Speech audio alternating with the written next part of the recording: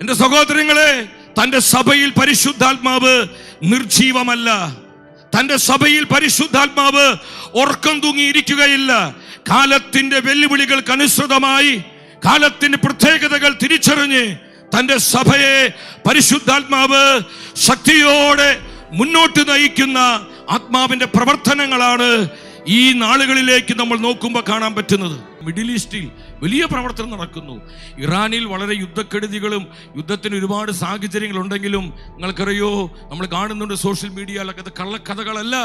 ഇറാനിലും മധ്യപൂർവേഷ്യയിലെ പല രാജ്യങ്ങളിലും ആയിരങ്ങൾ, പതിനായിരങ്ങളല്ല, ലക്ഷക്കണക്കിന് വ്യക്തികൾ മാനസാന്തരപ്പെട്ട് യേശു ക്രിസ്തുവിനെ ഏകരക്ഷകനായി സ്വീകരിച്ചു കൊണ്ടിരിക്കുകയാണ്. It is a time of the Holy Spirit. Amen, amen. പരിശുദ്ധാത്മാവിന്റെ പ്രവർത്തനമാണ്. മിഡിൽ ഈസ്റ്റിൽ മാത്രമല്ല, അമേരിക്കൻ ഭൂഖണ്ഡത്തിൽ മാത്രമല്ല, യൂറോപ്പിലും ഇതുപോലെ പരിശുദ്ധാത്മാവ്.